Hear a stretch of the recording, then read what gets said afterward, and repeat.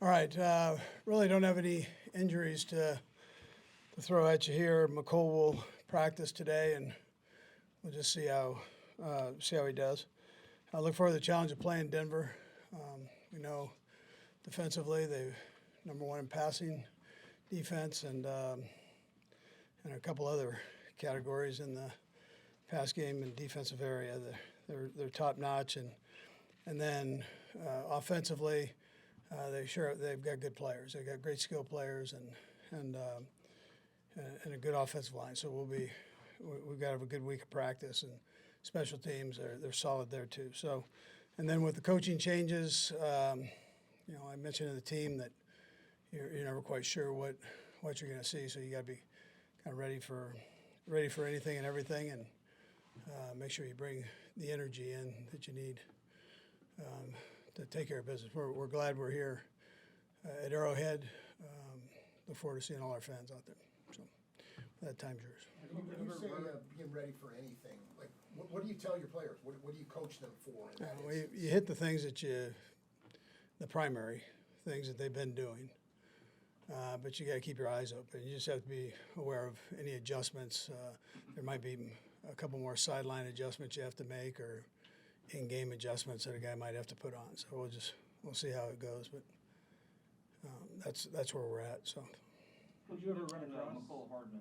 If my math is correct, you have exactly 7 more days within the 21-day window. What do you need to see out of him to make that determination that he will be ready? Yeah. So as the week went on, he got a bit tired and sore, and I think that was good. He worked his way through what he needed to get through, and now it's a matter of getting him in a game. And so I presume, unless there's a setback, I presume he'll be there. But that's where we're at right now. Have you ever run across Jerry Roseburg and ever had a chance to meet him and talk to him? I have. He actually worked for John Harbaugh for a number of years. One of the top special teams coaches in the NFL. And a good football coach, period. But he was a tremendous special teams coach. Good guy. Andy, Clyde, is his clock anywhere close to being started here? Yeah, he's not ready yet. I mean, he's not.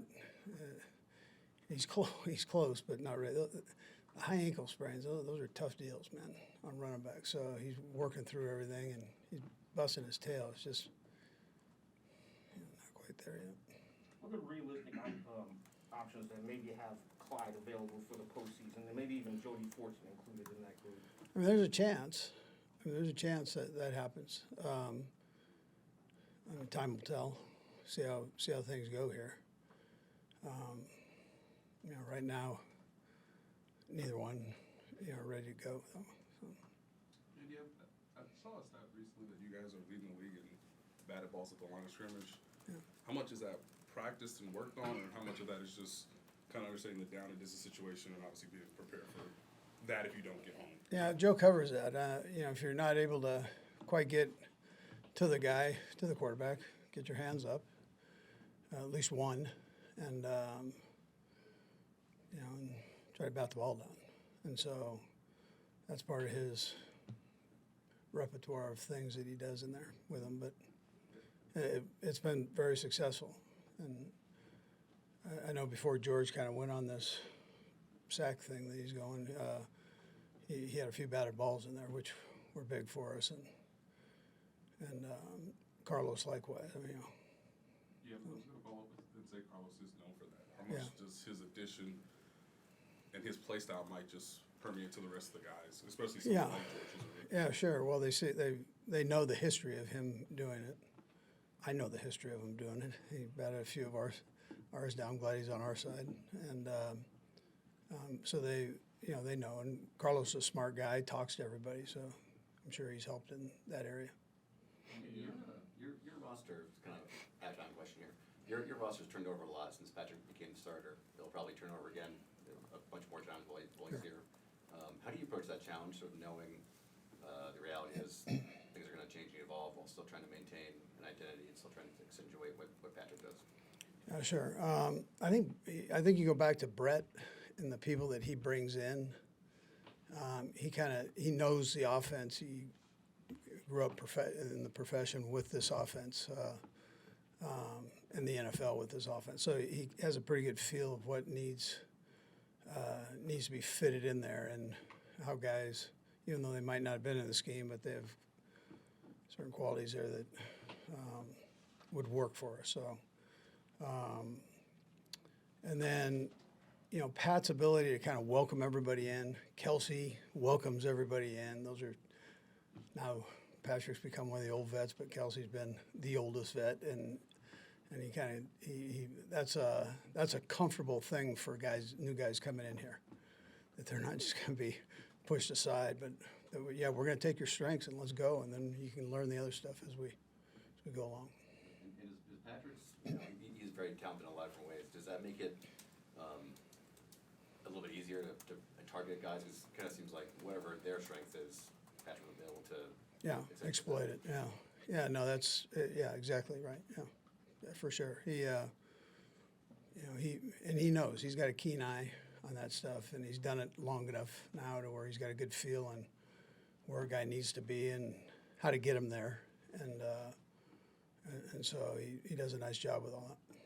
Andy, are there certain things that you try and layer in? I mean, you guys obviously have clinched the playoff spot at minimum, but are there certain things you try and layer in over the last couple weeks, last week, that you feel like you want to see in action before the postseason gets here? Yeah, I'd like to see all three phases playing well. I mean, that's we have one phase play well, and another one that doesn't, or two of them play well, and another one doesn't. So when you get to that point, I mean, you want that every game, but we're there now. So we're in the last two games of the season. So you got to start making sure you're reaching your A game there.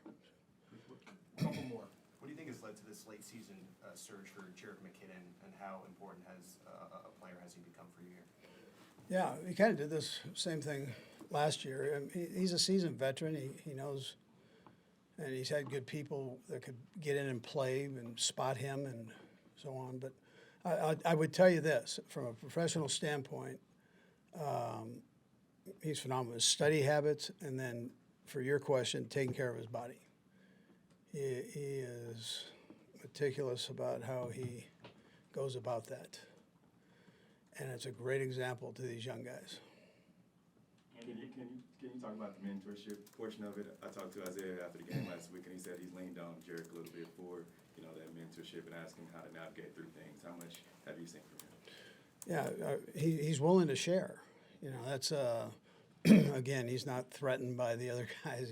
He's going to do what he does, and but he's willing to share those things, and they see him in the meetings. If he needs to use a foam roller, he's going to get down in Greg's office and work, whatever he needs to work, his hamstring, whatever, his eating habits. They see that, so, and he's willing to talk about it.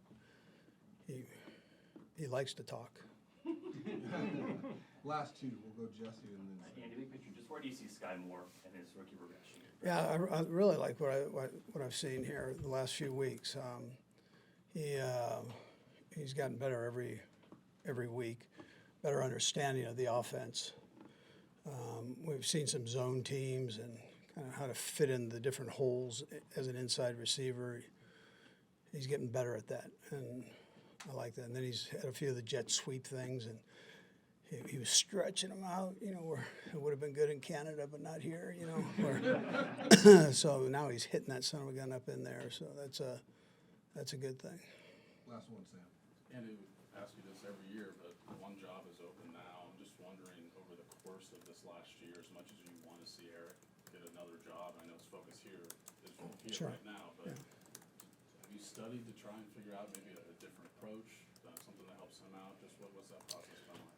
Yeah, so the league actually did that for some of the assistant coaches that had potential opportunity to become head coaches. I thought they did a nice job of that this offseason, getting them together with the owners. And so to me, that was the difference, in more of a casual setting, as opposed to I got to hire this guy right now, get to know him. And I appreciated that. I thought that was a good thing for Eric, You know, I know what he can do. I mean, I've said it 100 times, and I haven't changed my opinion on that. So I hope he gets an opportunity. Rather not have it at Denver, but I hope he gets an opportunity. All right.